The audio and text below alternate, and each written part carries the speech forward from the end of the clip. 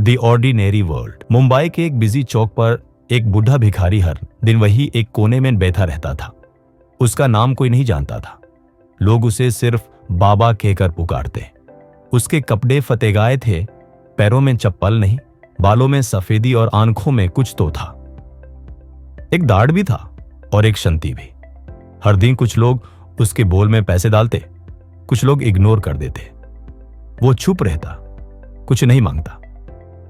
बस शाम होते ही वो 5-7 छोटे बच्चों को बुलाता, उन्हें जमीन पर बिठाता और उनके साथ कहानियां, पोएम्स और गिनती की प्रैक्टिस करवाता।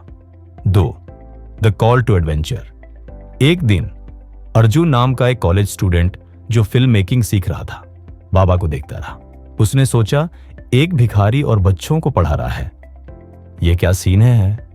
अगले दिन अर्जुन बाबा के पास गया और पूछा, बाबा आप ये सब क्यों करते हो? बाबा ने मुस्कुराते हुए कहा, मैं किसी जमाने में टीचर था बेटा, अब कोई नहीं है, पर पढ़ाने की आदत अब भी गई नहीं। अर्जुन हैरान रह गया। उसने अपने फोन से बाबा की क्लास रिकॉर्ड कर ली, बिना बताए। उस रात उसने वो वीडियो इंस्टाग्राम पे अपलोड की। आज एक ऐसे टीचर से मिला जो सड़क पर रहता है पर रोशनी बांधता है। 3. Refusal of the call video viral हो गया। लोग इमोशनल कमेंट्स करने लगे, real hero, legend, shame on society etcetera. लेकिन जब मीडिया वाले और एनजीओस बाबा के पास आए तो उन्होंने हेल्प लेने से मना कर दिया। मैं भीख मांगता हूं अपनी जरूरत के लिए, पर पढ़ाता हूं उनकी जरूरत के लिए, मुझे कुछ नहीं चाहिए। सब लोग स्टंट थे। अर्जुन ने समझाया, बाबा यह आपका हक है, आप डिजर्व करते हो। बाबा ने सिर्फ इतना कहा, मैं किसी का मोहताज नहीं बनना चाहता, मैं सिर्फ देना चाहता हूं। 4. Meeting the mentor. कुछ दिन बाद एक ओल्ड टीचर मिसेस फर्नांडिस, जो अर्जुन की मां की फ्रेंड थी, बाबा से मिली। उन्होंने बाबा को पहचान लिया। Your Shivnath Rao, you taught me in class 5। बाबा ने आंखों में आंसू लेकर कहा, जमाना बदल गया बेटी, मैं नहीं। वो बाबा को समझाती हैं, जमाना आपको भूल गया पर आपकी वैल्यू अब भी जिंदा है। 5. Crossing the threshold. Mrs Fernandes और अर्जुन मिलकर एक स्मॉल एनजीओ कन्विंस करते हैं।